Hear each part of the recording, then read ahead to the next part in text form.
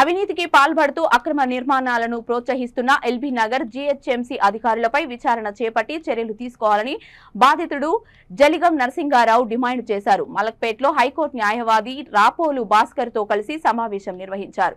తమకు వారసత్వంగా వచ్చిన ఉమ్మడి ఆస్తిని తమకు తెలియకుండానే సోదరుడి కుటుంబం విక్రయించారని తెలిపారు.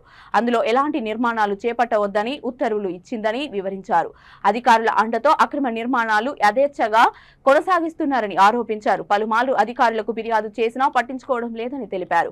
అధికారులు అక్రమార్కులతో కుమ్మక్కై ఇష్టారాజ్యంగా వ్యవహరిస్తున్నారని చెప్పారు. సమగ్ర విచారణ చేపట్టి చర్యలు తీసుకోవాలని డిమాండ్ చేశారు.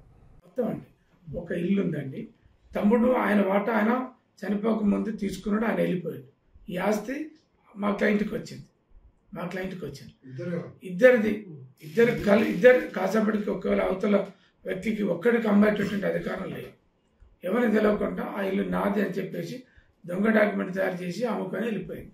దాని మీద కోర్టు ఆర్డర్ ఉంది. కోర్టు ఆర్డర్ ఉన్నప్పుడు court order not to alienation అని ఉంది, not to construct any building అని. కోర్టు ఒక ఇంజంక్షన్ ఆర్డర్ ఇచ్చినప్పుడు ఏ రకమైనటువంటి పర్మిషన్లు ఇవ్వకూడదు. అయినా పర్మిషన్ కంటెంప్ట్ వేస్తున్నాం.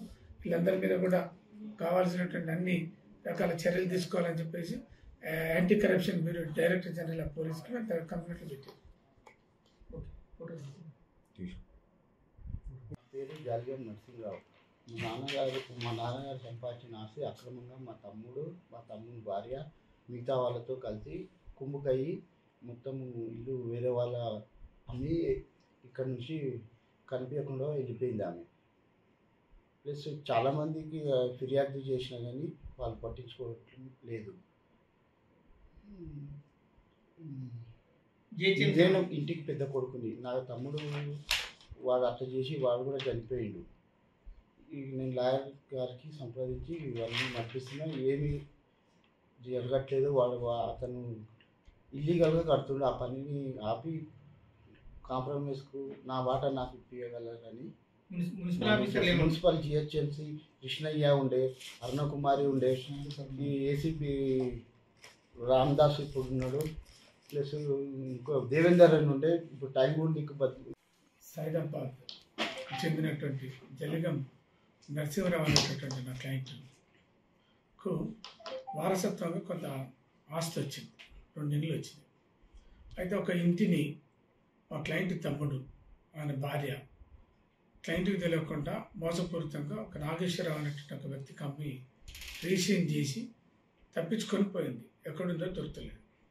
దాంతో ఏంటంటే మా క్లయింట్ ఒకటి కోర్టులో పార్టీషన్ సూట్ వేయడం అనేది జరిగింది. పార్టీషన్ సూట్లో కోర్టు వారు ఏంటంటే ఒక ఓఎస్ నెంబర్ 152 అనేటటువంటి 1252/2023 అనేటువంటి ఒక దావాలో ఇంజంక్షన్ ఆర్డర్ కూడా ఇవ్వడం జరిగింది. ఇంజంక్షన్ ఆర్డరు కోర్టు ఆర్డర్లు ఉన్నటువంటి ఈ భూమి మీద ఒక నాగేశ్వరరావు అనేటువంటి ఒక వ్యక్తి అక్రమంగా ఇల్లు నిర్మాణం మొదలుపెట్టింది. ఆయన ఏంటంటే G+2 పర్మిషన్లు తీసుకొని